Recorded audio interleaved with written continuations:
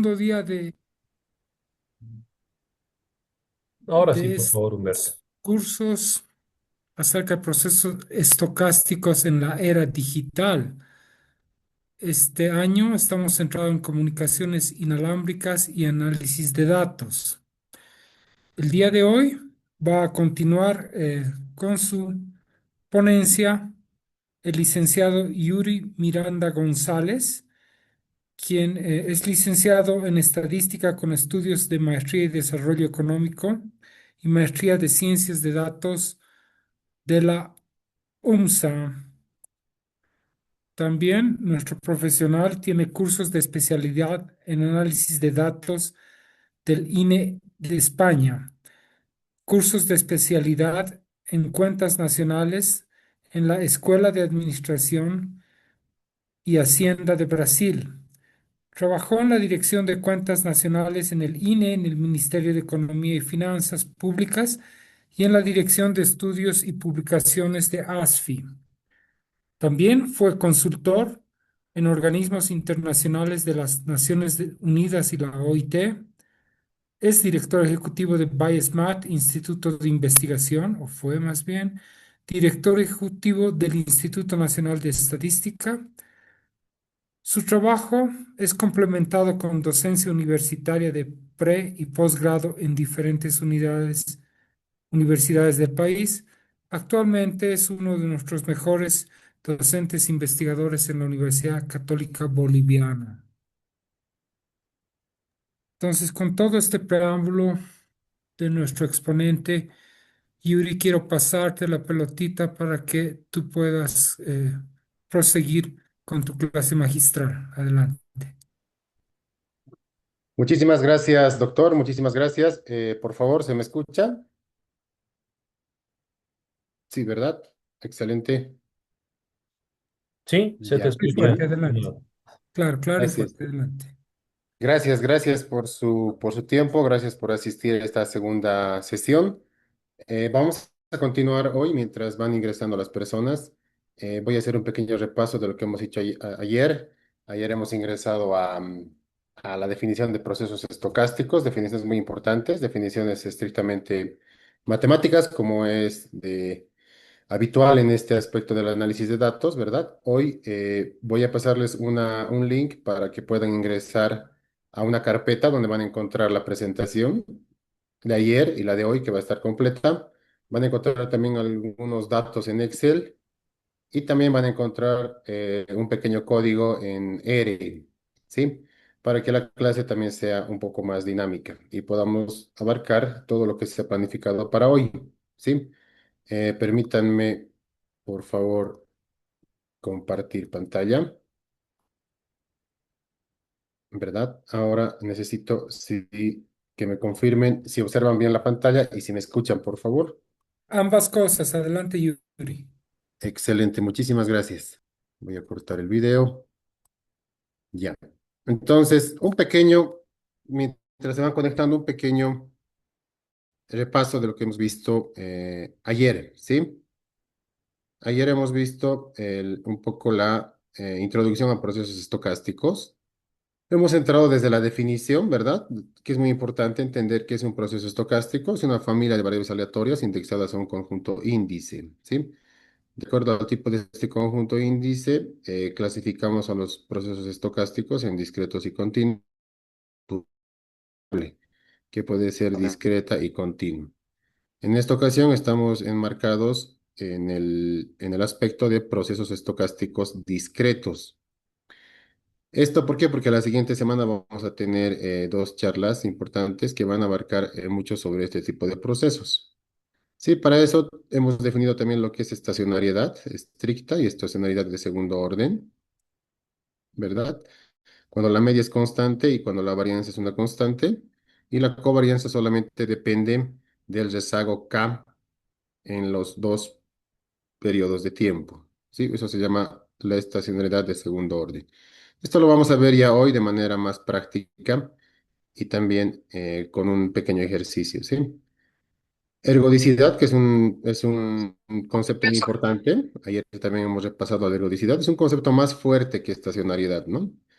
Es más, en la parte práctica, la ergodicidad es difícil de establecer, pero basta con establecer si un proceso es estacionario, entonces podemos suponer que también es ergódico, ¿sí?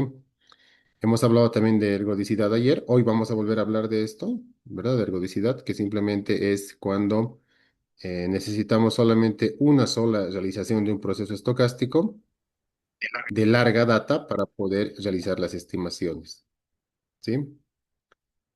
Después hemos analizado un poco de notación de los procesos estocásticos discretos en el sentido de que el conjunto índice es el tiempo, un tiempo discreto, ¿verdad? Hemos visto cómo se pueden generar este tipo de procesos por muestreo o por acumulación.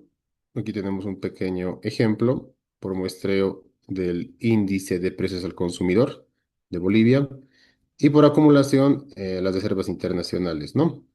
Es importante también mencionar el tipo de agregación de acuerdo al conjunto índice, el tipo de agregación de la serie de tiempo, que en este caso va a ser un proceso estocástico referido al tiempo, ¿no?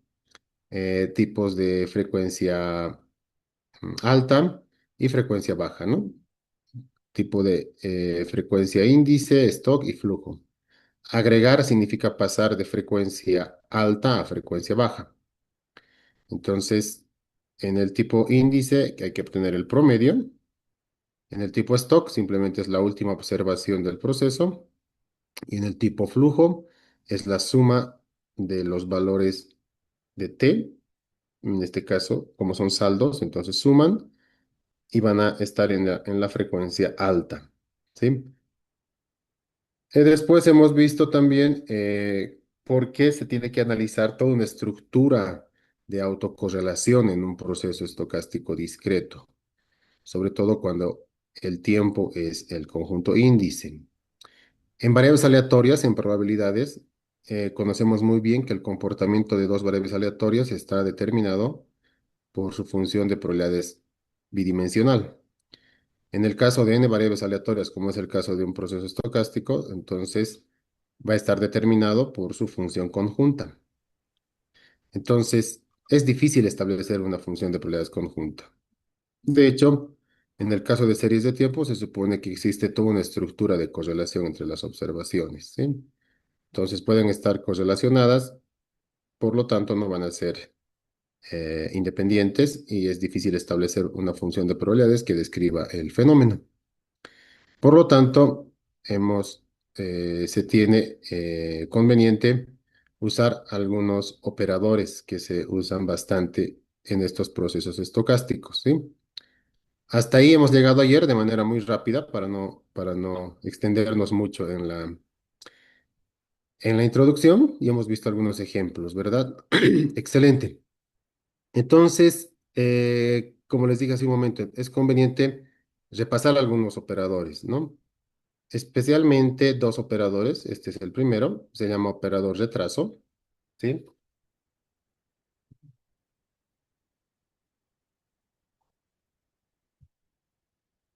Este operador retraso hace que el proceso tenga un rezago de un periodo, ¿sí? Es decir, se aplica a la izquierda de la serie, ¿verdad? Entonces, el proceso estocástico, la serie de tiempo está en el periodo t.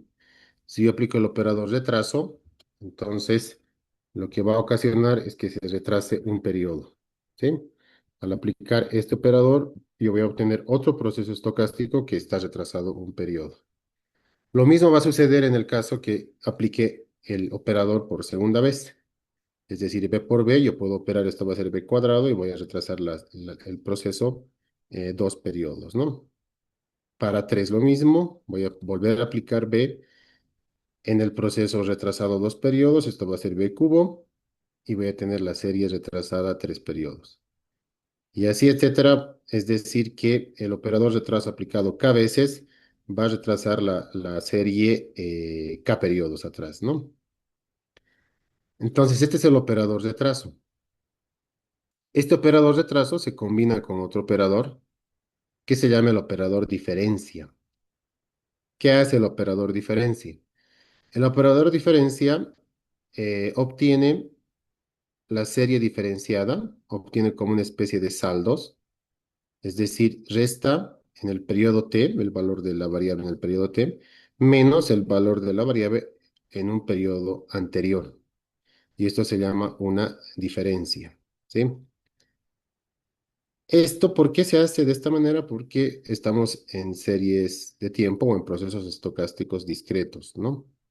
En el caso de continuos, el equivalente a este es la ecuación diferencial, ¿sí? Acá, entonces, tienen el operador diferencia, ¿ya? La aplicación de este operador, al igual que el operador retraso, la aplicación de este operador cabezas, va a reproducir la siguiente identidad. Esta identidad que tiene relación con el binomio de Newton. ¿Por qué? Porque en realidad el operador diferencia se relaciona con el operador retraso en la siguiente expresión matemática. Va a ser uno menos beta, ¿no? Si yo multiplico uno menos beta al proceso estocástico, a este proceso estocástico, entonces voy a obtener la diferencia, ¿no? Y si aplico esto k veces, entonces voy a tener uno menos beta elevado a la k, ¿verdad? Y esto no es nada más que un binomio de Newton, ¿no? Recordar un binomio de Newton que es simplemente así, ¿no? Esa, esa relación va a ser como si tuviéramos a más b elevado a la n. Esto es igual a la sumatoria desde que j es 0 hasta n del número combinatorio n tomados de j por b elevado a la j por a elevado a la n menos j, ¿no? Entonces, viendo la analogía de esto con esto, se obtiene esta relación, ¿no? Simplemente que acá tenemos el símbolo menos, entonces va a ser menos 1 elevado a la j, ¿verdad? Por b elevado a la k menos j, ¿verdad? Y con eso, por x ya va a tener el retraso de t menos j, ¿no? Y esto es el número combinatorio. Entonces, de ahí sale esta expresión que generaliza al operador diferencia. ¿Sí? Al operador diferencia. Por eso se puede expresar esto de esta manera. ¿Ya? Entonces, en algunas situaciones este operador tiene relación, el operador diferencia tiene relación con los flujos de una serie, ¿verdad? O con las variaciones de una serie de tiempo, ¿sí? Por ejemplo, ustedes tienen esta carpeta que les voy a pasar enseguida al chat de Zoom, por favor, para que puedan ingresar todos ahí. Eh, no sé si Marcelo puedes enviar esta carpeta, no puedo enviar mensajes a todos. Sí, se los envío. Excelente, gracias, Marcelo. Entonces, y en esta carpeta van a encontrar dos series en Excel, un código en R, la presentación y una pequeña presentación de R también, para que puedan observar, ¿sí? Entonces, ¿qué tenemos ahí? Porque vamos a usar un poco esos ejemplos, ¿verdad? Entonces tenemos, voy a abrir el R, ¿verdad? Estoy abriendo el R. Esto es R. Y lo que tienen ahí es este script que simplemente va a correr. Este script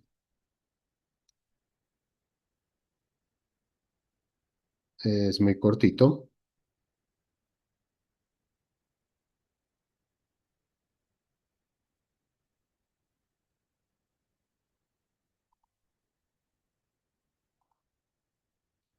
Correcto. Entonces ustedes tienen acá lo siguiente. En la carpeta que les acabamos de pasar, tienen estos archivos. Los pueden descargar, ¿verdad? Y en esos archivos van a tener el siguiente archivo, que es el índice de precios al consumidor de Bolivia, la presentación y una pequeña presentación para poder instalar R. ¿Sí? No nos vamos a enfocar mucho en el R porque solamente lo voy a usar como un instrumento para poder aplicar procesos estocásticos. Entonces, pero para las personas que necesiten un mayor detalle, está también en la presentación acá, en esta presentación. Al final, ustedes tienen después de la bibliografía, tienen anexos en esta misma presentación, que me refiero a este archivo de procesos, ¿verdad? Acá tienen la opción para que puedan hacer coser si gustan, ¿no? Si gustan, entran a Google, a RStudio Cloud, ¿sí? Acá, entran a RStudio Cloud, inicia sesión con Google, es decir, en palabras sencillas te logueas, ¿no? Te logueas con Google, o si tienes GitHub también te puedes loguear. Y ya está, con eso tienes el RStudio Cloud que está en la nube, ¿sí? Que está en la nube. Y tienes esta ventana que yo tengo acá. Este es el script, ¿verdad? Ese es el script que está acá. Cuando haces File, Nuevo Script, te va a salir esa ventana. Y acá te van a salir los resultados, ¿ya? El código simplemente son comandos para hacer correr. Con Control Enter, ustedes hacen correr cada línea, ¿sí? Es bien fácil, súper fácil. Entonces, esta es la opción para que puedan tener Alert Studio Cloud, ¿ya? Si no pueden hacerlo en línea, entonces tienen la opción de instalación de R en tu computadora, que es esta presentación. Y la instalación es también súper fácil. Instalan el R, no hay ninguna, el R es un software libre, entonces no hay ninguna restricción. Esta presentación es antigua, ¿verdad? La descargan de esta página y descargan R para Windows, por ejemplo, y van descargando con todas las opciones por defecto que tiene, o sea, siguiente, siguiente y siguiente, y van descargando, no hay ningún problema. Acá están también los pasos. Y también pueden descargar RStudio. O sea, el mismo RStudio Cloud que lo tienen en la nube, pueden tener en sus computadoras, ¿no? Lo propio, el RStudio descargan, una vez instalado el R, que es bien sencillo, descargan el RStudio, que es un poco más pesado, y también eligen la opción gratuita del RStudio, acá, y lo instalan. Nada más, igual como es libre, ya tienen el R Studio, ¿no? Que es una interfaz entre el usuario y el R. Entonces, nada más es eso. Súper básico, súper sencillo. De esas dos maneras pueden tener lo que yo tengo en mi computadora. ¿Sí? Entonces tienen esas dos opciones. De todos modos, la clase está siendo grabada y luego ya con más tiempo y con calma pueden replicar todo lo que vamos a hacer. ¿Ya? Muy bien. Entonces, en la práctica, cómo se realiza esto? Tengo un proceso estocástico que es el IPC. Acabo de descargarlo, ¿verdad? Aquí está. Voy a abrir. Este es el índice de precios al consumidor de Bolivia, ¿verdad? Que tenemos hasta eh, acá el tiempo está mal, ¿no? De todos modos, no importa si el tiempo está mal, porque en el ERA lo vamos a establecer también, ¿ya? Establecer este IPC, que si no recuerdo está desde enero del 2018 hasta agosto, no, hasta julio del 2025, ¿no? Hoy estamos a 2 de septiembre, seguro mañana se va a publicar el IPC a agosto, o si no es, no creo hoy, mañana yo creo, ¿no? Este es el IPC. Esto le vamos a leer, ¿sí? Esto le vamos a leer. También tienen esta serie que es la descarga del INE. Aquí tienen el índice del IPC. Esta serie está ahí, 142,88. Es esta serie que está acá, 142,88. Esta es una realización de un proceso estocástico discreto, ¿no? Me dejo entender porque puede haber más, porque es de muestreo, ¿no? Es de muestreo, ¿sí? Entonces, y aquí tienen las variaciones, ¿no? Las variaciones que lo que les dije hace un momento en la presentación. Voy a retroceder en la presentación, perdón, donde habíamos quedado. Acá, ¿no? El operador de diferencia tiene relación con los flujos o con las variaciones de una serie de tiempo. A eso me refiero, ¿sí? Entonces, esto es bien sencillo aplicar. Lo pueden aplicar también en Excel, no hay ningún problema, pero es mejor hacerlo en R, ¿no? Entonces, ustedes guardan este archivo, que es el IPC, lo guardan, y desde el R lo importan. Entonces, en el R estableces tu carpeta. Yo la tengo acá en USB Procesos Estocásticos versión 2. Establecen esta carpeta. eh, Instalan este paquete, ¿verdad? Instalan este paquete. Se los voy a anotar acá, entre comillas. Así ponen Riad XL, ¿sí? Así. Me olvidé poner esto. Mil disculpas.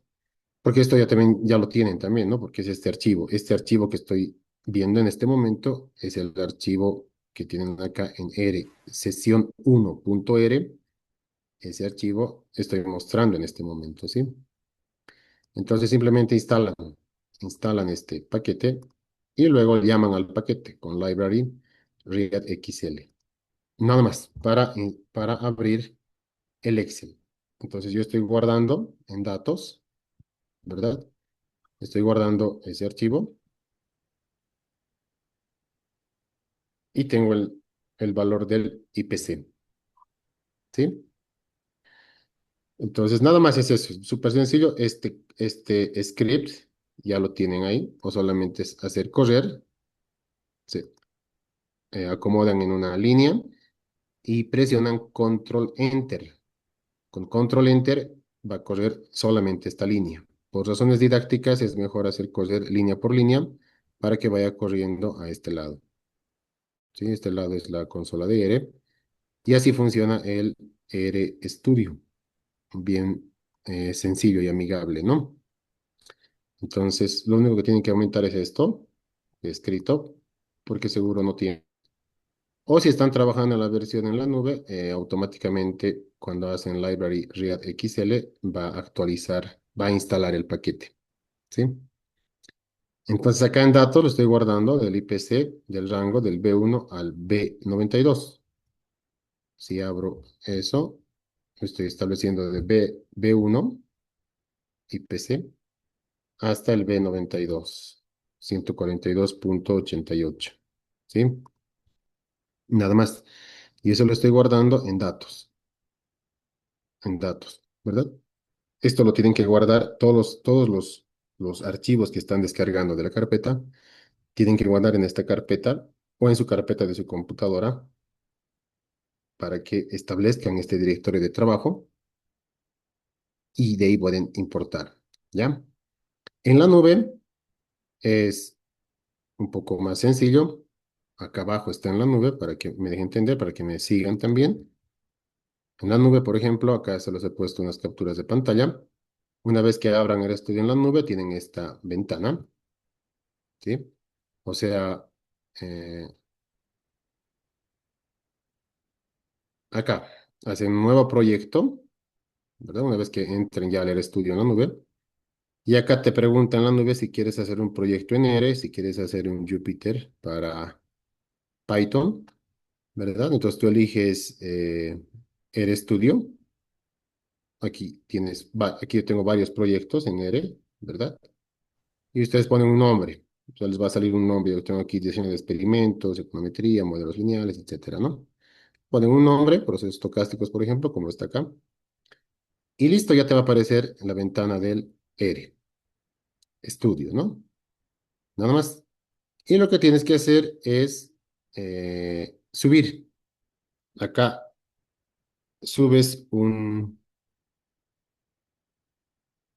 archivo a la nube, ¿sí? subes un archivo a la nube y te va a aparecer esta ventana. Seleccionas archivo acá y de tu computadora eliges el archivo y lo subes con este botón, ¿no? Con ese botón lo subes. Lo que estás haciendo ahí, estás subiendo a la nube. Más cómodo es a veces trabajar así, porque ya desde cualquier computadora puedes ingresar a tu RStudio Cloud y recuperas todo lo que estamos haciendo. Es más, puedo compartir acá algunos códigos con ustedes, etcétera, ¿no? Es trabajo en la nube, ¿no? Computación en la nube se llama eso, ¿no? Nada más, eso es todo, bien básico, bien sencillo, ¿verdad? Entonces, dos opciones, nube o instalar el R de manera local, ¿ya? Entonces, con ese, con esa, con esa introducción, ya tenemos acá nuestro script. Este script que es bien cortito, ¿verdad? Súper cortito el script. Y ya lo tiene, ¿sí? Yo tengo este color para que todos no se confundan. Voy a poner el mismo color que solamente es apariencia en el R. Yo lo pongo ese color porque estoy mucho tiempo en el R, entonces lastima la vista el color blanco, pero seguro tienen este aspecto, ¿verdad? Y ya está. Entonces, esto que está acá ya no estableces en la nube porque estás en la nube y solo lo estableces en tu computadora, ¿no? Ya tengo al IPC que está en en la base de datos que se llama datos, ¿verdad? Entonces, names datos me dice que tengo un objeto IPC. Instalan este paquete de time series, luego llaman al paquete con library series. Entonces, de esa manera pueden llamar. Estoy apretando control enter por si acaso a cada momento. Y luego ya pueden hacer las operaciones que estábamos analizando. Por ejemplo, acá en IPC les estoy diciendo TS de time series, les estoy definiendo como una serie de tiempo, ¿verdad? Un proceso estocástico discreto de la base de datos del objeto IPC, que empieza en enero del 2018 y termina en julio del 2025 y la frecuencia es mensual. Eso le estoy diciendo al L. El R ya está entendiendo que eso es un proceso estocástico discreto, es decir, una serie de tiempo, y deja de ser un vector y ya se convierte en una serie de tiempo que se llama IPC. ¿Sí? Si graficamos con control enter, ¿verdad? Acá, plot IPC, este main es el título, ¿verdad? Entonces tenemos esta gráfica que es la misma que tenemos en la presentación, ¿no? Permítanme retroceder, por favor. En el ejemplo, este ejemplo de una serie de tiempo generada por muestreo, ¿no ven? Generada por muestreo, entonces esta misma gráfica es, ¿no? Solo que en el R está empezando desde 100, desde 100 y se puede apreciar de esta manera, ¿no? Entonces, esto directamente no es una serie estacionaria, no es un proceso estacionario, ¿por qué? Porque la media va aumentando en función al tiempo, ¿no? Pero lo vamos a ver enseguida, ¿ya? Aplicar los operadores. Entonces entonces simplemente en el R para aplicar estos operadores, tiene la opción en el R y simplemente es la opción retraso, ¿no? Del lag, un periodo, -1. O el IPC es retrasado a 2 periodos, que va a ser K igual a -2. Y acá se los he puesto como K entre llaves T-1 y T-2. Ahí estoy aplicando la serie rezagada 2 periodos. ¿Sí? La podemos graficar, ¿verdad? Podemos graficar esta serie con tsplot, porque ya hemos establecido como una serie de tiempo. Entonces la graficamos. Y ahí tienen las tres series que están rezagadas, ¿no? La azul es la serie rezagada 2 periodos, la roja es un periodo y la original es la negra. ¿Por qué? Porque estamos perdiendo datos, no estamos perdiendo datos al rezagarlo, ¿sí? Por ejemplo, en una inspección, ¿qué es esto? Una inspección Si encuentran algunos errores en el código, por favor, no toman en cuenta eso porque es debido al teclado y a la premura que tenía de escribirlo. Bueno, entonces no hay ningún problema en esta reinspección. Que voy a ver con las series, ¿no? Con las series, y como pueden observar acá, el IPC original, el IPC rezagado un periodo, y el IPC rezagado dos periodos, que perdemos dos datos, ¿no? O los últimos datos, que son estos, ¿no? Entonces, estamos perdiendo ahí arriba los dos datos en la serie rezagada dos periodos, un periodo y la serie original que termina en 142.88, ¿sí? Entonces, eso es aplicar el operador retraso, ¿sí? Este operador retraso. El operador diferencia, que es, yo diría, más importante que lo del operador retraso, simplemente en el R se aplica con diff. Diff, el proceso y las diferencias, ¿sí? Entonces, acá estoy creando un objeto que se llama IPC diferenciado. Estoy diferenciando una vez el IPC. Luego puedo graficar la serie diferenciada, que es esta, la serie diferenciada, ¿verdad? Es muy diferente a la original, claro, porque estamos aplicando una diferencia. Van a ver más adelante que al aplicar una diferencia estamos logrando probablemente que el proceso sea estacionario. Haciendo una inspección gráfica, al diferenciar el IPC una vez, me parece que la media continúa con un comportamiento en función al tiempo, es decir, va cambiando en función al tiempo, pues, sobre todo en este periodo. Entonces, probablemente esta serie todavía no sea estacionaria, ¿sí? Pero lo dejaremos para más adelante. Podemos incorporar una línea en el cero, ¿verdad? Para compararlo. Y esta es la serie diferenciada, ¿ya? Es este operador que tenemos acá, ¿no?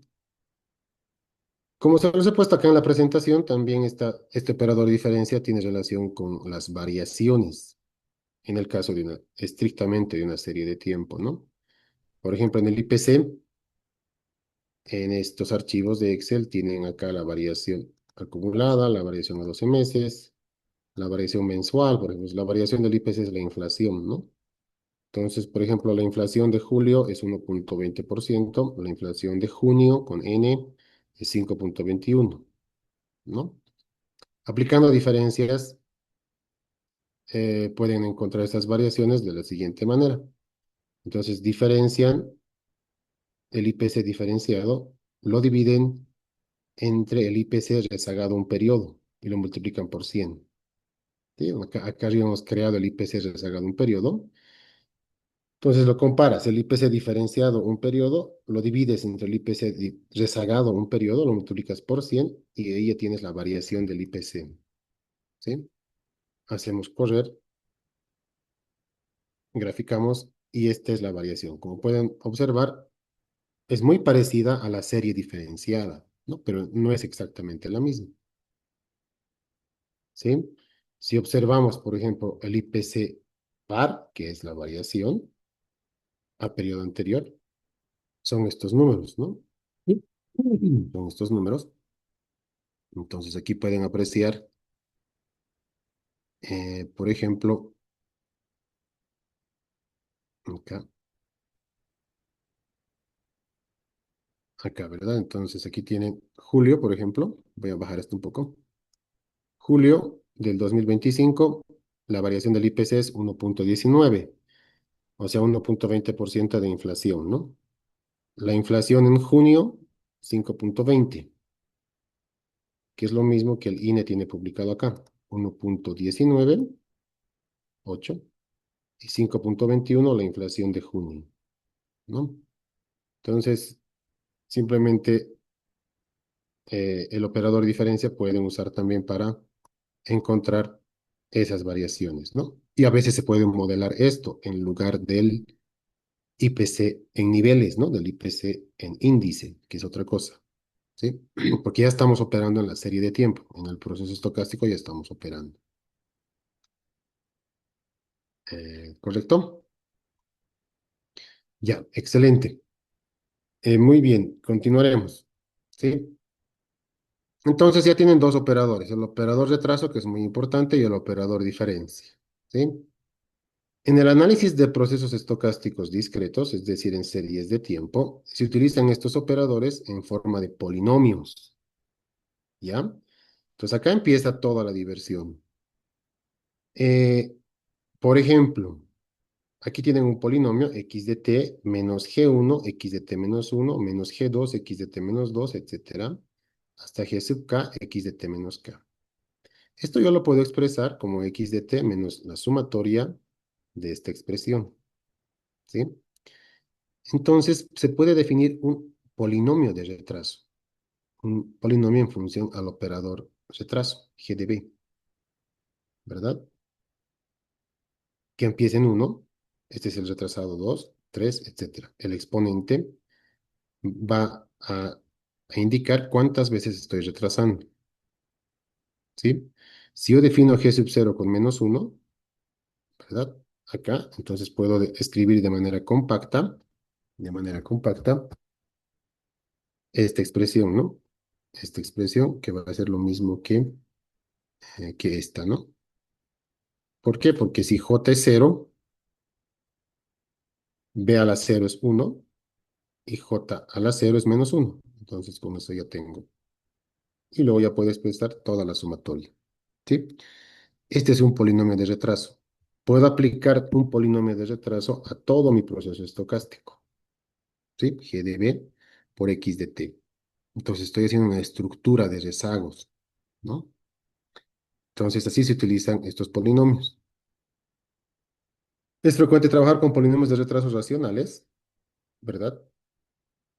Por ejemplo, tienen este polinomio de retraso que es una fracción, ¿verdad? Donde el numerador puede ser este, esta suma y el denominador va a ser esta suma. Lo interesante acá es que, por ejemplo, tenemos este polinomio que va a ser 1 más g por b más g cuadrado b cuadrado más g cubo b cubo, etcétera. Este polinomio, para poder ser aplicado a un proceso estocástico, esta serie tiene que converger. ¿Me dejo entender? Porque si no va a ser explosiva. ¿Cuándo va a converger? Cuando el valor absoluto de g sea menor a 1. Es decir, tiene relación con la serie geométrica. Si el valor absoluto de g no es menor a 1, esto va a explosionar y el proceso no va a converger, ¿sí? Aquí estamos aplicando al proceso x de t, y al aplicar esto por esto, entonces vas a tener justamente esta sumatoria, ¿no? Porque esto va a ser retrasado un periodo, retrasado dos periodos, tres periodos, etcétera, hasta retrasado j periodos. Y esto va a ser una sumatoria desde j hasta infinito, ¿sí? Y acostúmbrense a las sumatorias aquí, algunas expresiones matemáticas para poder entender la estacionariedad de un proceso estocástico, ¿correcto? Entonces, un primer elemento aquí, que g tiene que ser entre menos 1 y 1, ¿sí?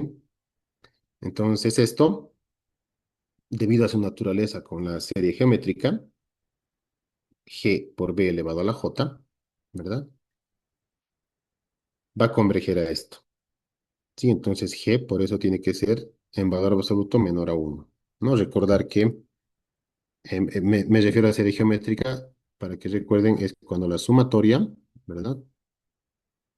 Es cuando la sumatoria de a elevado a la x, desde que x es 0 hasta infinito, esta sumatoria converge solamente cuando a está en el círculo unitario, ¿no? Está entre menos 1 y 1. Caso contrario, si es 1, esto va a ir hasta el infinito. Y peor, si es mayor a 1, esta serie diverge, ¿correcto? Es bien importante en series de tiempo porque para establecer si un proceso es estacionario, se realiza un test de raíces unitarias para ver si las raíces del polinomio están fuera o dentro del círculo unitario, ¿correcto? Entonces eso es bien importante, ¿sí? Acá se los he puesto, de todos modos, es importante tener en cuenta que el valor absoluto de g es menor a 1 debido a que si se quiere aplicar el polinomio a un proceso estocástico se tiene lo siguiente. Miren, estoy aplicando al, al proceso estocástico x de t. ¿verdad? Entonces, para aplicar, la serie tiene que converger, ¿sí? ¿De qué manera? Por ejemplo, tienes aquí esto. ¿Qué sucede si x de t es igual a la media, al nivel del proceso, para toda t? Es decir, si es cada x de t es igual al nivel del proceso. Entonces, g de b por x de t, acá va a salir este x barra, porque ya no va a tener el subíndice j, va a salir, la constante sale de la sumatoria, y aquí te quedas con la sumatoria desde j hasta infinito de g elevado a la j. Y justamente es la serie geométrica, ¿sí? Expresión que solo converge cuando g es menor a 1, ¿sí? Estoy siendo muy detallista en ese aspecto porque se va a usar bastante esto más adelante, ¿sí? Entonces, im- vean la importancia que es manejar el operador de trazo mediante polinomios, ¿sí? Mediante polinomios.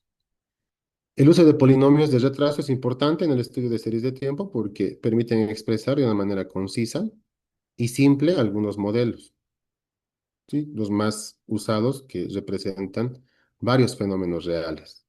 Por ejemplo, los modelos de mayor utilidad son los promedios, los modelos autoregresivos de promedios móviles, ¿sí? Igual acá está una expresión de un polinomio de retraso. Este A sub t es un ruido blanco. Y enseguida vamos a ver un resultado importante para esta parte de procesos que lo ha establecido Euler. Él dijo que todo proceso estocástico se puede expresar como una suma de choques aleatorios. Y ahí empezó toda la diversión de esto, ¿sí? Entonces, este es un ejemplo, promedios móviles, por ejemplo. ¿Ya? Modelos autorregresivos. Este es otro ejemplo, que todo proceso estocástico puede ser expresado por sus rezagos. Un rezago, dos rezagos, etcétera, ¿no? Y la expresión es esta. Phi de beta aplicado a x de t menos mu. Mu es el nivel del proceso. Lo mismo acá. Teta de beta, que es teta, el, el exponente el coeficiente de los rezagos acá en el polinomio, ¿no? Y aquí phi con relación a un modelo autorregresivo. Juntamos los dos, tenemos los modelos que se llaman ARMA, que son los modelos autorregresivos de medias móviles, ¿sí? Y si estos no son estacionarios, tenemos que diferenciarlos y tenemos los modelos autoregresivos integrados de medias móviles, los modelos ARIMA. De eso van a hablar el día martes de la siguiente semana en el workshop, ¿sí? Entonces, estas son las expresiones, eh, los modelos más comunes que se usan mediante los polinomios de retraso, ¿sí? Como pueden observar acá, en estos modelos, interviene A sub t. ¿Qué es A sub t? Es un proceso estocástico que se llama ruido blanco, ¿ya? Ruido blanco. Y podemos proceder a analizarlo también porque vamos a hablar mucho de esto la siguiente semana, ¿ya? Antes de seguir avanzando hasta acá, por favor, si tienen alguna pregunta, pueden escribir al chat del Zoom o si gustan, pueden activar su micrófono en este momento y hacer cualquier consulta si tienen hasta esta parte que estamos avanzando, ¿sí?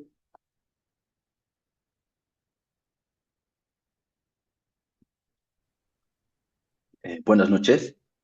Adelante, con todo gusto. Yuri, gracias por la presentación. Tengo una consulta. ¿Estos operadores de retraso y el de diferencia, puedo aplicarlo a sistemas híbridos? Sistemas híbridos. Si el sistema híbrido representa un proceso estocástico discreto, sí. No, un sistema híbrido que contiene una parte continua y una parte discreta. No. No se puede aplicar. Estos operadores solo se aplican cuando el conjunto índice es un conjunto discreto, numerable. Por eso es retraso, por eso es diferencia, ¿no? Por eso es delta. Ok, entonces, ¿qué método se podría aplicar para este tipo de sistemas híbridos? ¿Qué tipo de operador sería el análogo?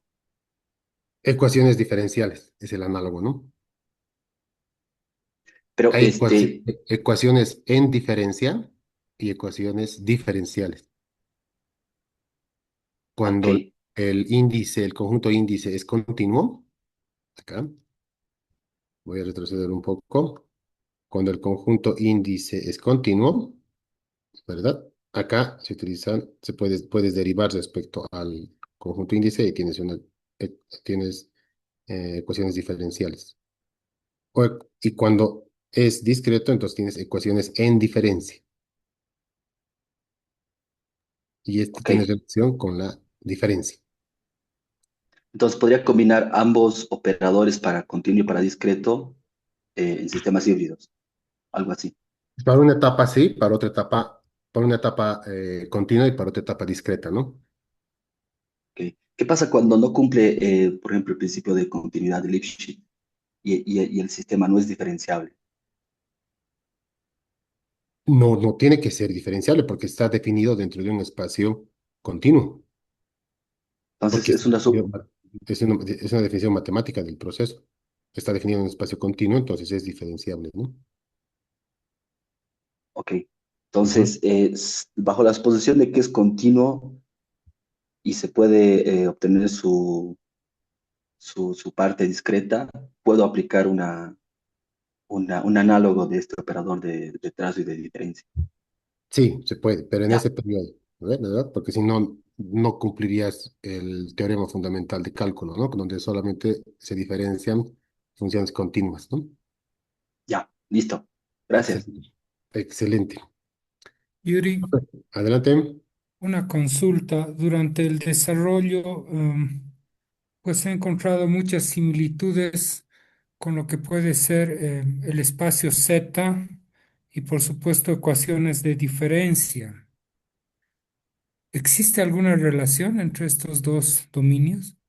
Sí, sí, sí, sí, existe alguna relación, sí. De todos modos, más adelante vamos a ver que van a ver cuando veamos la parte de procesos estacionarios, van a ver que algunos supuestos necesitamos que sea Z en el sentido de un proceso gaussiano. Ah, lindo. Y otra Ujú. cosa, el operador de diferencias que has presentado puede ser interpretado como una derivada. Correcto, claro que sí, es el análogo, justamente lo que preguntaban hace un momento, es el análogo de la derivada, pero en el espacio discreto. Muchas gracias. Sí, correcto, claro que sí, porque la derivada es esto, ¿no? La derivada es el límite de una diferencia de x respecto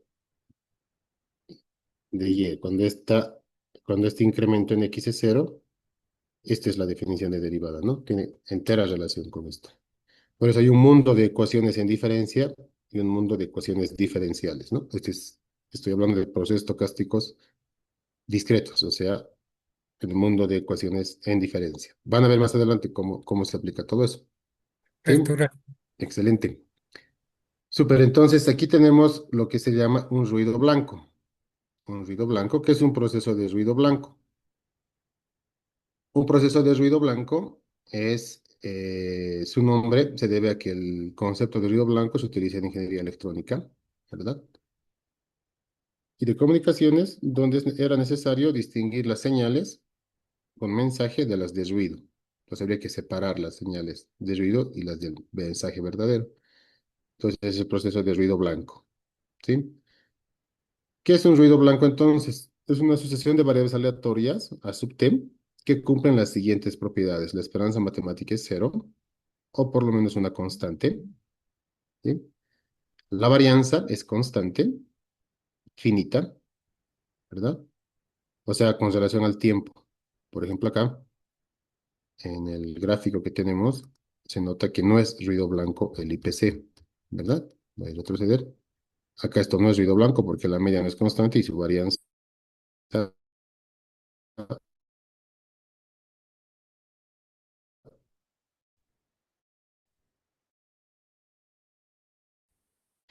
Y a sub no correlacionados,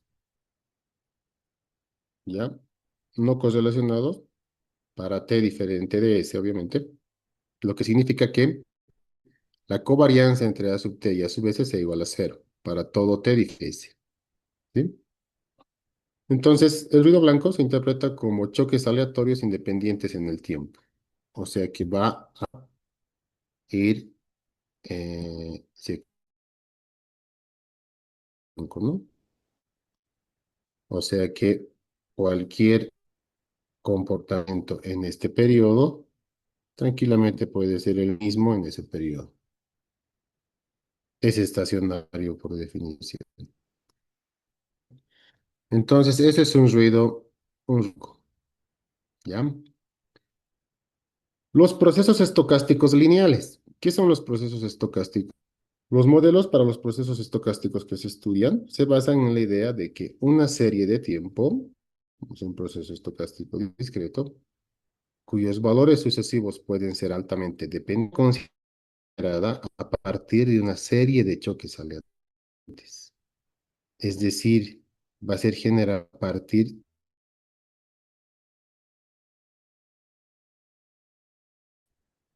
de...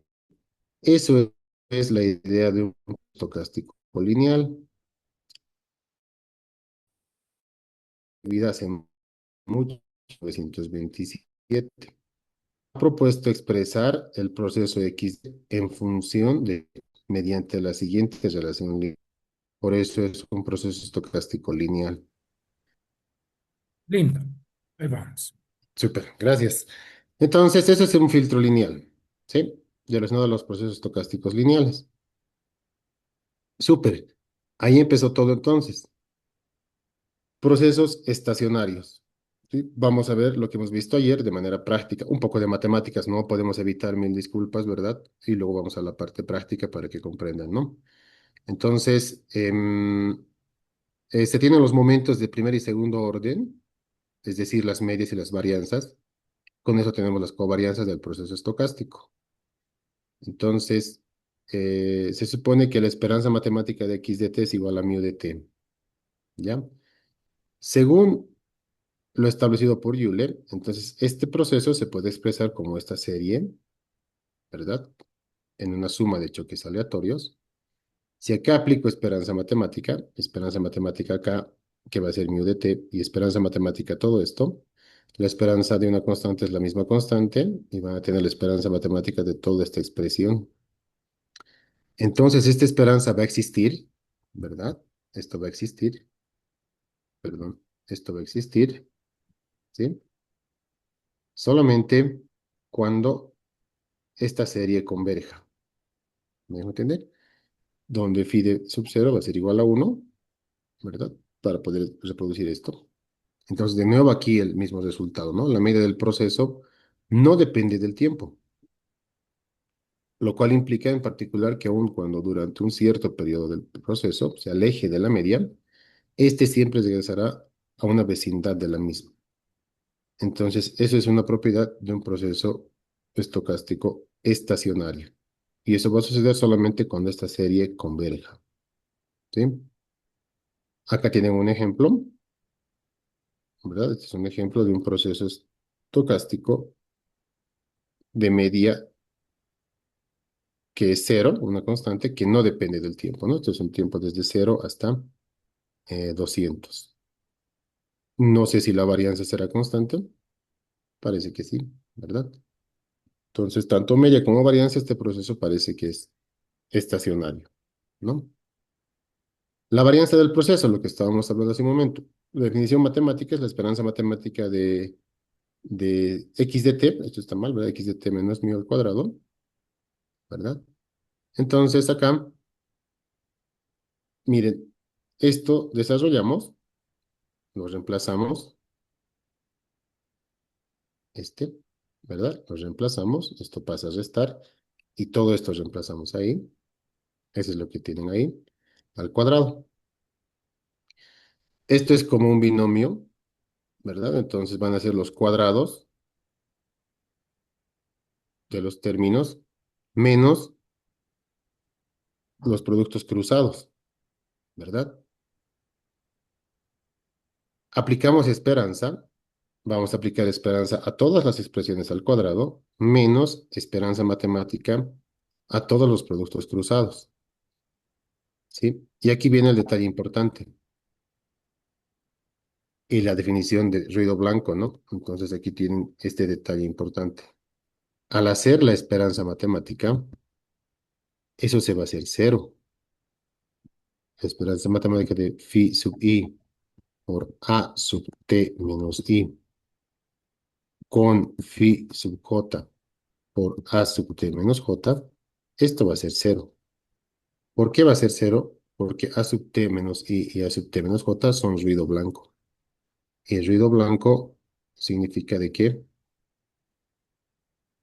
acá está, la covarianza entre a sub t y a sub s es igual a cero. Una consecuencia de eso es de que las esperanzas matemáticas de la multiplicación obviamente tienen que ser cero, ¿sí? Entonces todo esto se va a hacer cero. Todo eso se va a hacer cero. Y la varianza, gamma sub cero, la varianza, ¿verdad? Al entrar la esperanza matemática aquí, va a ser una varianza sigma sub a al cuadrado, que es constante, y te vas a quedar con la sumatoria de phi sub i elevado al cuadrado. ¿Por qué? Porque la esperanza matemática del ruido blanco a sub t, perdón, la varianza, ¿verdad? La varianza del ruido blanco a sub t es igual a la esperanza matemática de a sub t al cuadrado menos la esperanza matemática de a sub t todo elevado al cuadrado, por definición de variables aleatorias.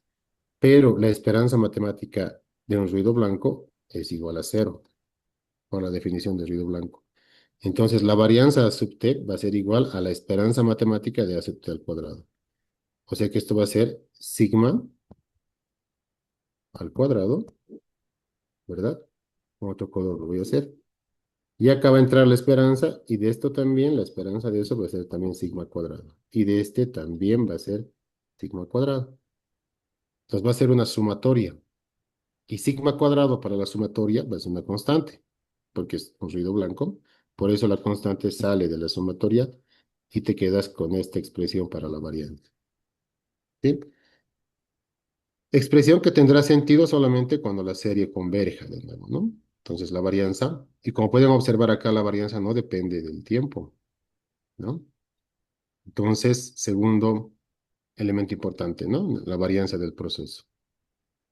Lo mismo va a suceder con la covarianza. La covarianza gamma sub k. Gamma sub 0 se denota la varianza. Gamma sub k se denota la covarianza, porque va a estar autocovarianza sería esto. No es covarianza en realidad, porque es la misma variable, pero rezagada o adelantada a periodos, ¿no? De x sub t con y sub t más k. Por definición de covarianza tiene esta expresión, ¿verdad? Y de nuevo, la esperanza matemática de x de t menos mu, esto es x por favor, y x de t más k menos mu, van a tener, reemplazamos la misma expresión de Euler, acá y acá, ¿verdad? Porque estos son lo mismo, solamente que esto es sub t y esto es t más k. Operamos y van a tener lo mismo, los productos cruzados que van a desaparecer, porque la esperanza matemática es cero. Y aquí lo mismo, van a tener las varianzas, se va a factorizar y van a tener esta suma. ¿Sí? Y esta suma va a converger, solamente esta covarianza va a existir cuando esta suma converja. ¿Sí? Eso es lo que sucede. ¿Qué sucede con la autocovarianza? Lo cual implica que ni el nivel de la serie, la media, ni su varianza depende del tiempo. ¿Sí? La autocovarianza, ¿verdad? En lo que respecta a la covarianza, no existe dependencia respecto al tiempo, pero sí existe dependencia respecto a K, ¿verdad? Sino de la separación de K periodos que hay entre las variables. O sea, la covarianza solamente depende de los rezagos K, de las diferencias entre periodos. Si sucede eso, entonces el proceso se dice que es estacionario, ¿ya? Y acá se los he resaltado, los procesos cuyos momentos de primer orden y segundo orden no dependen del tiempo, se les denomina estacionarios de segundo orden. Ayer hemos visto la estacionariedad, ¿no? Entonces, de esta manera podemos entender la estacionariedad de segundo orden, ¿sí? Recordar también lo de ayer, de acá también se los he puesto de manera explícita. Asimismo, un proceso estocástico será estrictamente estacionario si la función de probabilidades conjunta va a ser la misma, pero en k periodos retrasados o desfasados, k periodos, ¿no? Lo que hemos visto ayer. Esto es el concepto de estacionariedad estricta, ¿no? Esto es difícil de establecer, ¿sí? ¿Por qué? Porque no tenemos la función de probabilidades. Pero con los primeros momentos, como con estas demostraciones, podemos establecer si la serie es por lo menos estacionaria de segundo orden, ¿no? Por eso está acá.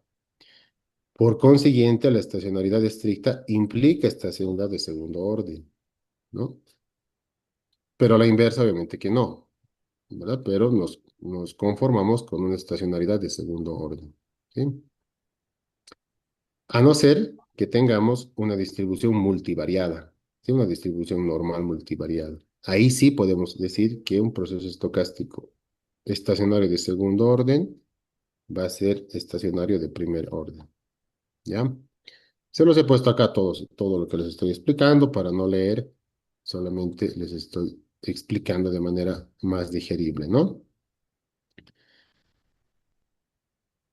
Entonces, debido a que en la práctica es común suponer que la distribución asociada con la serie de tiempo es normal, se sigue que es suficientemente básico conocer la media, ¿no?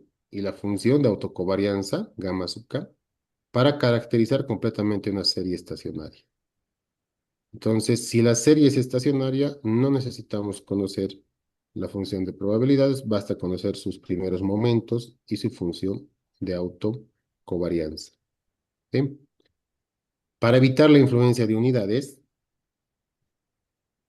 con la covarianza es mejor manejar la función de autocorrelación en lugar de la autocovarianza, ¿sí?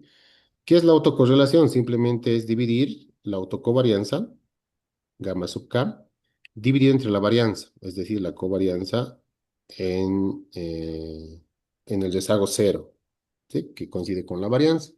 Acá está la definición de covarianza y acá está la definición de varianza, ¿sí? Esta es la función de autocovarianza. Y está solamente debido a las unidades que son difíciles, porque aquí vas a tener unidades elevadas al cuadrado, ¿verdad? Entonces es un poco complicado. Entonces aquí las unidades se van a cancelar y tienes a la función de autocovarianza, ¿sí? Esto es súper importante, ¿ya? La función de autocorrelación sirve para especificar, junto con la media y la varianza, un proceso estocástico estacionario, ¿verdad? En el mundo práctico, las series de tiempo deben recordarse que en series de tiempo solo se tiene una sola realización del proceso, ¿sí? A partir de la cual se hace necesario obtener la estimación de la función de autocorrelación. Entonces, para obtenerla, se supondrá que el proceso es estacionario y posee ciertas propiedades ergódicas que permiten la equivalencia entre valores esperados y promedios muestrales, ¿sí? Esto es importante, ¿no? Entre valores esperados y promedios muestrales. Es lo que les dije ayer en la definición de proceso ergódico, ¿sí? Entonces, siguiendo esta propiedad, la media del proceso se puede estimar mediante la media muestral, ¿ya? Y con eso ya tienen todo. Entonces, aquí tienen la media muestral del proceso. Aquí tienen la autocovarianza del proceso. Y aquí tienen la función de autocorrelación del proceso, ¿sí?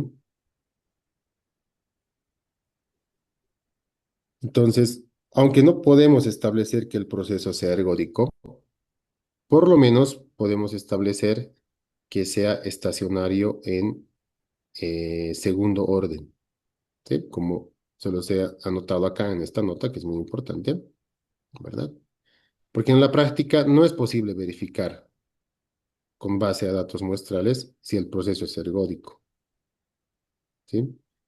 Sí conviene decir que es requisito la estacionariedad, al menos de segundo orden, porque para la de primer orden, lo mismo tienes que tener la función de probabilidades. Entonces, por lo menos estacionalidad en segundo orden para que, suponer que el proceso sea ergódico, ¿no? Entonces, simplemente tienes que ver si la media no depende del tiempo, si la varianza no depende del tiempo y si la autocovarianza solamente depende de los desfases de K periodos. Caso contrario, el proceso no es estacionario en segundo orden, ¿ya? Matemáticamente, ¿qué es lo que va a pasar con un proceso que no es estacionario?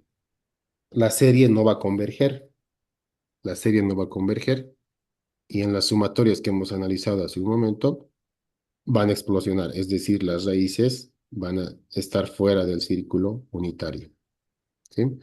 Eso es lo que eh, vas a tener, ¿ya? Por ejemplo, a ver acá, todo esto, vamos a R, por ejemplo, vamos a R, vamos a analizar la serie de tiempo del IPC, ¿verdad? Podemos encontrar la función de autocorrelación del IPC, podemos encontrar la función de autocovarianza para ver cómo se hallan estos estadísticos para ver si la serie es estacionaria o no, ¿ya? Entonces, por ejemplo, acá ya tenemos el IPC, ¿verdad? Entonces, en R es bien fácil, es ACF nomás, el comando, le digo ACF, de función de autocorrelación del proceso estocástico IPC, máximo 24 rezagos, y este es el título para el gráfico, nada más. Entonces acá va a graficar la función de autocorrelación, ¿sí? Esta es la función de autocorrelación. ¿Ah? Estos son los rezagos. Acá tenemos 24 rezagos. Esta es la correlación en el periodo cero, que va a ser 1, obviamente. Y este es un rezago, 1, 2, 3, 4, 5, 6, 7, 8, 9, 10, hasta 24. Y como pueden observar acá, tiene relación los rezagos, ¿verdad? En periodo uno, en periodo 2, etcétera, ¿no? Y esto no cae de manera exponencial. Si sucede esto, es característica de una serie no estacionaria. Para que la serie sea estacionaria, esta función de autocorrelación debería caer bien rápido, de manera exponencial. Ya en el tercer cuarto rezago debería estar en los límites establecidos para considerar que los rezagos no están correlacionados, ¿sí? Entonces, esa es la función de autocorrelación. Estos resultados no los vamos a calcular a mano, obviamente. En Excel se puede calcular, obviamente, para un poco de diversión, pero acá ya lo tienen de manera directa, ¿sí? Y ya graficada, ¿no? Por ejemplo, lo puedo guardar esto en un objeto que se llame RAW, de, de función de autocorrelación, y le digo RAW dólar ACF, va a entrar a ese objeto y me va a mostrar estos valores, ¿no? Le hago control enter, entonces acá están los valores. Cuando cae cero, obviamente la autocorrelación va a ser 1, ¿no? La correlación entre X sub t con X sub t va a ser 1. En este caso, el IPC con un mes anterior va a tener esta correlación. Y con un mes, en el segundo mes de rezago va a tener esta correlación, ¿no? Y así, etcétera, va desapareciendo muy, muy, muy lentamente. Muy lentamente. Claro, porque la media depende del tiempo, la varianza no es constante y la covarianza también depende del tiempo. Eso es lo que está pasando, no es estacionario, ¿no? ¿Sí? Eh, ¿Qué sucede entonces? Se puede aplicar diferencias, ¿verdad? Diferencias y no estacionalidad homogénea.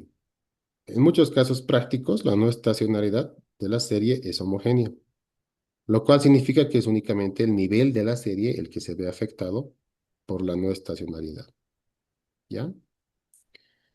Entonces, en estos casos es posible eliminar la tendencia y, por lo tanto, volver a la serie estacionaria mediante la aplicación del operador diferencia, un número apropiado de veces. ¿verdad? Mediante la aplicación sucesiva del operador diferencia, ¿sí? Del operador diferencia. Por ejemplo, acá en el ERE, voy a aplicar el operador diferencia a la serie de tiempo del IPC, ¿sí? Entonces, voy a decir IPC diferenciado una vez, diff, IPC, coma, diferencia una vez. Y esto se llama IPC diferenciado una vez, ¿no? Entonces, aplicamos la diferencia. Tenemos este, este proceso. Si pinto y hago control enter, me va a dar los valores de la diferencia. Hemos perdido un dato, obviamente, al diferenciar, ¿verdad? Y luego grafico la función de autocorrelación. Le digo ACF, IPC diferenciado una vez, 24 rezagos. El título de nuestra gráfica, función de autocorrelación, IPC diferenciado una vez. Y van a ver que va a caer un poco más rápido que esto, ¿sí? Entonces, graficamos y como pueden observar, la función de autocorrelación ahora cae un poco más rápido hacia cero. No tan rápido yo diría, pero ya por lo menos en el séptimo rezago ya se puede considerar, acá ya se puede considerar no significativa la relación, ¿no? De las autocorrelaciones, ¿no? Esta probablemente sea una serie estacionaria, ¿sí? A no ser que hagamos una diferencia más, y ahí puede aparecer acá signos negativos de las autocorrelaciones, ¿verdad? No importa. Igual tiene que caer de manera exponencial para que sea una serie estacionaria o un proceso estacionario, ¿sí? Acompañado a estos gráficos, es bueno hacer una prueba de hipótesis, que a veces es más práctica, ¿sí? ¿Qué es una prueba de hipótesis? Simplemente eh, acompañar, complementar los resultados de los gráficos con un estadístico que te diga analíticamente si la serie es estacionaria o no. Una prueba de hipótesis clásica es la prueba de Dickey-Fuller, ¿sí? Donde la hipótesis nula está probando si la serie tiene raíz unitaria. Y si tiene raíz unitaria, es no estacionaria. ¿Por qué? Porque no se va a cumplir estos supuestos para que la serie converja, ¿verdad? Entonces, esa es la hipótesis nula. Habría que rechazarla, ¿no? Y la alternativa es que la serie es estacionaria, o sea, al menos alrededor de una tendencia o nivel para una estacionalidad en media, ¿no? Entonces, esta es una hipótesis muy rápida, ¿ya? Instalan time series, que ya hemos instalado acá arriba, si no me equivoco. No, acá está instalado time series, ¿verdad? Nada más. Llaman a la librería. Esa es la ventaja del ERE. Y con eso ya tienen toda la paquetería lista, ¿no? Entonces, library time series. adf.test del IPC. Entonces, hacemos el ADF, la prueba de Dickey-Fuller. Y aquí podemos observar que el valor PEM de esta prueba me está diciendo que no puedo rechazar la hipótesis nula, ¿sí? Voy a ir a una pizarra, por favor, ¿sí?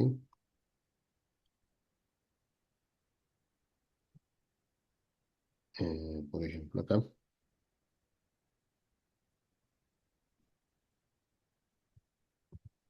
Entonces acá tenemos la prueba y lo que tenemos en la prueba son estas hipótesis nada más, ¿no? Acá voy a llevar esto solamente para que me deje entender mejor. Ahí, ¿verdad? Y llevamos a la pizarra, esto no se preocupen, es bien cotidiano hacer pruebas de hipótesis. Ahí está, ¿sí? Entonces, ¿cuándo logras rechazar la hipótesis nula? Rechazas la hipótesis nula cuando el valor P de la prueba de hipótesis es menor o igual a 0,05, ¿sí? Este 0,05 es un valor a discreción, o sea, es el mínimo valor para poder rechazar la hipótesis nula, ¿ya? Entonces acá tienes un valor de 0,99, por lo tanto, no puedes rechazar, ¿no? No puedes rechazar, ¿sí? Ni siquiera al 10%, porque esto lo podemos cambiar y podemos poner aquí 10% para ser un poco más condescendientes, ¿no? Tampoco. Tendrías que rechazarla al 99%, y eso es una exageración. Entonces, definitivamente la serie del IPC es una serie que tiene raíz unitaria y es no estacionaria, ¿sí? ¿Qué sucede si la diferenciamos? Si la diferenciamos, por ejemplo, dos diferencias, ¿verdad? Acá. Entonces, para que vean, IPC div 2, guardame en IPC div 2, div IPC diferencias 2, dos diferencias, ¿verdad? Calculamos esa serie. Si observamos acá, lo pinto y hago control enter, podemos observar que hemos perdido dos datos de enero y de febrero del 2018, ¿no? Y hacemos el ADF del IPC diferenciado dos veces y tenemos este valor P, ¿no? Este valor P,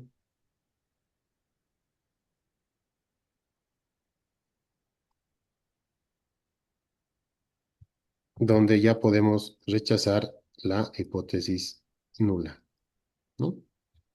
Este valor P, que es 0,01, es más pequeño que 0,05, incluso más pequeño que 0,02.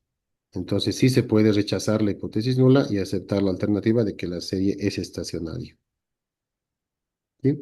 Entonces estas pruebas son cotidianas para acompañar a los gráficos, ¿no? Los gráficos. Podemos graficar la función de autocorrelación, ¿verdad? Esta es la gráfica de la función de autocorrelación del IPC diferenciada una vez. Podemos copiar esto, ¿verdad? Podemos copiar esto y poner acá, pero acá ponemos 2, ¿no? Div 2, correcto, 24, y la función de autocorrelación del IPC diferenciado dos veces, ¿no? Esto también para el título, simplemente. Eso es lo de bueno del ERE, que simplemente es copiar código, ¿verdad? Y podemos graficar la función de autocorrelación, ¿no? Como pueden ver, tiene signos alternados, ¿verdad? Y solamente, incluso yo diría que no, pero un rezago es significativo, los demás ya no. O sea, cae de manera exponencial, aunque con signos alternados, pero cae de manera exponencial en la segunda diferenciación. Entonces, este ya es un proceso estacionario y podemos suponer que es un proceso ergódico, ¿no? Porque no se tiene la función de probabilidades, obviamente. Imagínense, si tuviéramos la función de probabilidades del IPC, no sería necesario calcular, hacer cotizaciones, ¿no? Ya generaríamos aquí adelante el proceso estocástico que genera todo esto, ¿no? ¿Verdad? Entonces, sería una locura. Entonces, en este caso es imposible tener esa función de probabilidades, ¿no?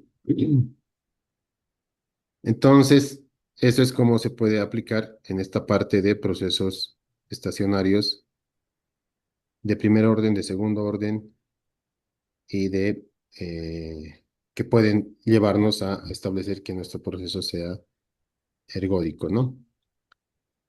Muy bien. Para terminar esta parte tenemos, por ejemplo, los modelos de medias móviles, ¿verdad? Como teníamos acá. Voy a retroceder, por favor. Acá en los modelos más usados, ¿verdad? Acá, por ejemplo, en los modelos autoagresivos de medias móviles, esta expresión, ¿verdad?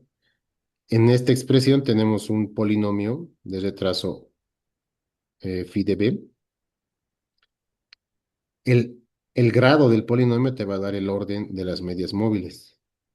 Entonces acá, lo que se tiene, el martes también seguro el expositor les va a mostrar directamente qué modelo ha usado, etcétera. Entonces aquí van a tener, por ejemplo, un modelo MA1. ¿Bien? ¿Qué significa un modelo MA1? Que es un promedio autoregresivo de medias móviles de orden 1, es decir, el polinomio tiene solamente el exponente elevado a la 1. Puede ser también un modelo MA2, ¿sí? Y así, etcétera. Lo mismo en los autorregresivos. En estos autorregresivos van a tener un AR1, un AR2, y etcétera, ¿no? El 2 es el P, es el exponente del rezago B, del polinomio que expresa el modelo autorregresivo. Y si juntas estos, porque puede ser una serie de tiempo que puede ser escrita mediante choques aleatorios y mediante sus rezagos, y eso va a ser un modelo ARMA, ¿sí? ¿Todo bien, vieja? Ese va a ser un modelo ARMA, y si este modelo ARMA no es estacionario, lo diferenciamos y eso se llama modelo ARIMA, ¿sí? Este es un modelo ARMA, ¿sí? Está, para que no se me confundan, este es un modelo ARMA. Este es un modelo MAQ. Q es el orden, ¿no? Este es un modelo ARP, ¿sí? ARMA PQ sería este, ¿sí? Entonces estos son los modelos, ¿sí? Por ejemplo, un modelo autoregresivo de medias móviles. Un modelo autorregresivo de medias móviles, aquí tienen un ejemplo de un modelo MA1, es más sencillo. Es el proceso de promedios móviles de orden 1, es el más simple, el proceso MA1, ¿verdad? Se expresa de esta manera por la ecuación que está ahí arriba. Para no confundirles, no voy a retroceder, porque este polinomio solamente tiene grado 1. Entonces el proceso estocástico va a ser como una caminata aleatoria, que va a ser A sub t menos phi de A sub t menos 1. Este phi es un ponderador que va ponderando la importancia de cada rezago en el ruido blanco, ¿sí? La esperanza matemática es cero, la varianza es una constante. Aquí tienen las autocovarianzas y aquí tienen la función de autocorrelación, que solamente va a existir en el rezago 1, que va a ser esta expresión, menos teta sobre 1 menos teta cuadrado, que es el coeficiente de este polinomio, ¿verdad? Y cero para otro caso donde el rezago sea mayor o igual a 2, ¿sí? Ya no entramos a mucho detalle matemático porque no nos alcanzaría el tiempo, ¿verdad? Solamente estoy poniendo acá las propiedades de un modelo MA1, ¿no? De un modelo MA1. La simulación de este modelo la tienen también acá, en el código R, simulando un modelo MA1, ¿verdad? Entonces acá pueden simular un MA1, ¿no? Teta de 0,7, que es este teta. 0,7 obviamente, porque no puedo poner 7, ya saben por qué, porque si no el proceso explota, la serie no converge. Entonces por eso ponemos un teta de 0,7 como parámetro del MA1. Y luego empezamos a hacer la simulación, ¿no? Creamos un ruido blanco, A, como variables aleatorias, 200 variables aleatorias normales de media cero y desviación estándar 1, que van a representar un ruido blanco, ¿verdad? Y con eso realizamos la simulación del ruido blanco y luego construimos una simulación de un proceso MA1, ¿sí? De un proceso MA1 y luego graficamos. Graficamos el ruido blanco y el MA1, ¿sí? Y procedemos a graficar, ¿sí? Entonces, establecemos acá este comando, te está estableciendo una semilla de aleatorización para que todos encontremos el mismo resultado. Tenemos 200 simulaciones. Establecemos teta, simulamos un ruido blanco. Este es un ruido blanco, ¿verdad? Su esperanza matemática es cero, constante, y su varianza es también una constante, ¿verdad? Y si pueden apreciar, si yo borro esta parte, puedo suponer que es esta, porque es un ruido, ruido blanco, sí es un ruido, ¿no? Es una perturbación que no tiene tendencia, no tiene comportamiento, ¿verdad? O sea, es esperanza matemática cero y varianza constante. No va creciendo su varianza, ¿no? Entonces, ese es un ruido blanco. Construimos el MA1, ¿verdad? Y lo graficamos los dos, ¿sí? Graficamos los dos. Y ahí tienen la gráfica de un ruido blanco y de un proceso MA1, ¿verdad? Que es un proceso en función al rezago del ruido blanco, pero que converge, ¿no? Que converge, o sea, es estacionario, ¿no? Es estacionario. Y pueden ver aquí la gráfica que sí, el proceso es estacionario. Con el IPC ha pasado lo mismo hace un momento, ¿verdad? Entonces ahí se puede modelar ya el IPC, pero diferenciado dos veces, ¿no? Porque ahí recién hemos obtenido la estacionariedad, ¿no? Entonces esto lo cerramos y lo pueden dejar así. Si quieren escribir, no se olviden que estos talleres es sobre todo para investigación. Si quieren escribir, les invito a que usen R o Python, ¿verdad? Entonces, hay opciones acá. Esto les voy a pasar. Todo ese código lo he pasado acá a un Markdown para que ustedes puedan replicar también, pero de manera ordenada, ¿no? Porque aquí tengo el R, aquí tengo mi presentación, etcétera, ¿no? Entonces, en el Markdown pueden ustedes conjuncionar todo eso con figuras matemáticas y empezar a escribir una especie de artículo. Entonces, este es un código de Markdown. Lo he pasado solamente el código de R que teníamos ahí, pero está con otro color esta parte. Lo de bueno que esto sigue siendo R, solo es un R Markdown, que esto ya lo pueden compilar en HTML o en PDF o en Word. Si lo compilo en HTML, entonces va a empezar a compilar y va a generar un archivo HTML, ¿verdad? Y aquí ya tienen toda la explicación y el código R también, ¿no? De un MA1 y un MA2, ¿no? Y esto ya es publicable, ¿no? O sea, pueden escribir aquí, ¿no? Entonces, solamente es para despertar un poco el interés en manejar R o probablemente Python o MATLAB también, ¿verdad? Para que puedan aplicar estos procesos, ¿sí?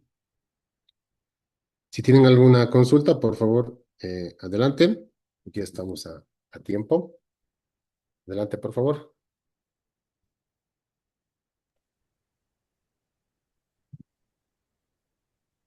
Un poquito, Yuri, quisiera que tal vez puedas contarnos la relación de la teoría que has puesto, pero vista desde el punto de vista de respuesta en frecuencia.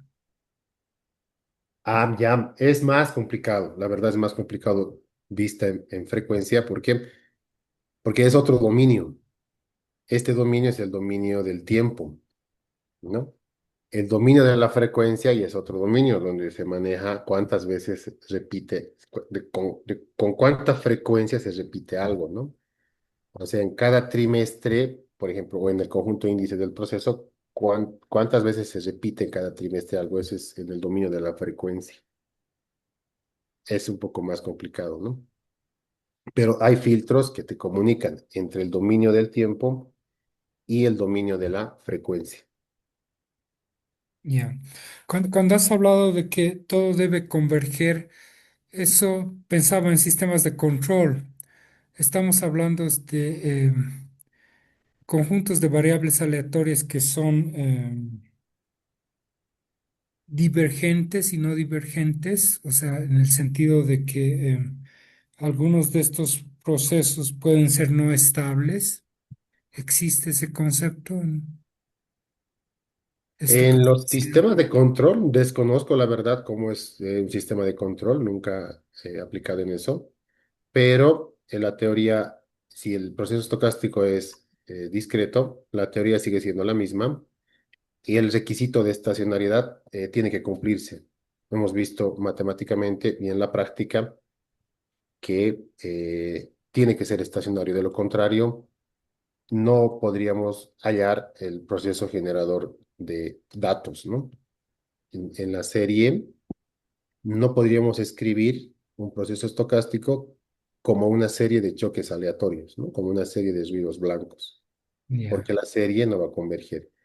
Pero la verdad desconozco en la parte de control, la verdad. muchas gracias. Compañeros, ¿alguna otra consulta?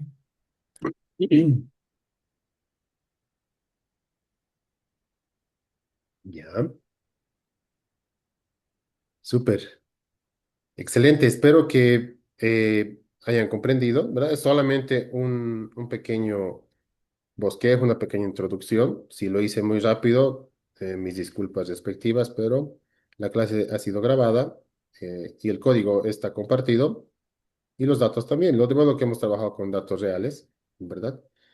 Y establecer ya un proceso estocástico para explicar al IPC y ya podemos utilizar un modelo ya establecido de choques aleatorios, rezagado o tal vez diferenciado y puede funcionar también eso, ¿no? Obviamente existen modelos más modernos, pero estos modelos de estos procesos estocásticos son bastante, muy utilizados, sobre todo en la parte práctica que se tiene en el análisis de datos, vistos como procesos estocásticos, ¿sí? Adelante, Sí, Pablo. tengo una consulta, es un poco tal vez ingenua la pregunta. Adelante, Si adelante. no, si no obtengo la estacionariedad que mencionas en proceso, ¿debo seguir aplicando el momento de orden superior a 2, es decir, momento 3, 4 o n, hasta obtener? ¿O es que debo aplicar otro tipo de técnica o teoría? Lo que se tiene que hacer es la diferenciación. Se tiene que diferenciar una vez. Han visto el IPC, hemos diferenciado dos veces. Porque no he hecho la prueba con la primera, porque ya la gráfica me estaba diciendo que no era estacionaria. Entonces, ¿para qué voy a hacer la prueba en una serie que no ha logrado ser estacionaria si en niveles no era estacionaria? Entonces he diferenciado dos veces. Se puede aplicar la diferencia 3, la diferencia 4, hasta llegar a la estacionariedad. Una vez que ya han llegado a la estacionariedad, recién se procede a hacer todo el análisis, ¿no? En series de tiempo económicas, generalmente es un poco más difícil. ¿Por qué? Porque no se logra, no se puede diferenciar mucho. No se puede diferenciar mucho, entonces solo se diferencia hasta uno, exagerando dos. Pero en series de tiempo más largas, porque al diferenciar pierdes datos, pierdes grados de libertad, ¿verdad? Pero en series de tiempo más extensas, como es el caso de, por ejemplo, en física, ¿verdad? O en datos de clima, sí puedes diferenciar más veces y llegar a una estacionariedad. No es bueno sobrediferenciar, eso sí, no es bueno sobrediferenciar. Eso se llama que el modelo sea parsimonioso. Si tú llegas a la estacionariedad en una diferencia 2, no es necesario que diferencies hasta 3. Entonces, eso sí no se puede hacer, pero sí llegar a diferenciar hasta que el proceso sea estacionario. Adelante, Ramiro. Yuri, buenas noches, ¿qué tal? Bueno, en eso iba mi pregunta, ¿no? Al hacer modelos ARMA, bueno, cuando yo lo realizaba, me decían que solo era necesario hacer hasta la segunda diferencia, no era más, y nunca quedaba a entender por qué, digamos, porque yo podía diferenciar hasta 4 o 5, llegaba a una estacionalidad, ¿no?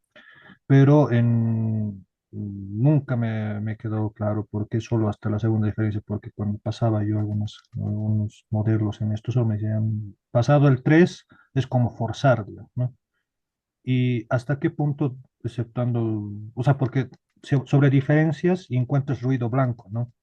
Y quería saber hasta cuándo es bueno, digamos, ¿no? Sobre todo en modelos econométricos y en cosas referidos a digamos, bueno, son más que todo modelos económicos, ¿no? Sí, sí, sobre todo sí, en ese aspecto no es conveniente diferenciar mucho, sobre diferenciar, porque por el detalle de que pierdes información. Al diferenciar una vez pierdes un dato, al diferenciar dos veces pierdes dos datos, ¿verdad? Pero en series, como tú dices, econométricos, la no estacionariedad solamente probablemente sea debido a la media, es decir, no es fuerte. Entonces, no se tiene, no es habitual diferenciar muchas veces, ¿no? Porque vas perdiendo el comportamiento de la serie cada vez que vas diferenciando, porque puedes diferenciar 10 veces y ya vas a tener un ruido blanco. Recuperar hacia la serie original ya es un poco más difícil, ¿no? Entonces, eso es el detalle. A no ser que se extraiga señales, que se extraiga señales de la serie, o sea, separes algunas señales, separes al ruido blanco, separes a la parte estacional y a la tendencia. Entonces ahí ya no es necesario diferenciar mucho. ¿Sí? Eso se llama extracción de señales del proceso estocástico o de la serie de tiempo. ¿Sí? Gracias, Ramiro. Gracias, Yuri. Excelente, súper, excelente. Entonces, muchas gracias por su Perdón, asistencia, ¿verdad? Creo que han mandado déjenme así revisar, por es. favor. Sí. Mandamos el link, estimado Yuri, al chat de Zoom. Por favor, les pido que llenen el formulario. Listo, eso nos va a ayudar justamente para ver su asistencia en estos 5 días, ¿no? Y para poderles dar el certificado de asistencia, ¿no? Muchas gracias, ingeniero Miranda. Gracias.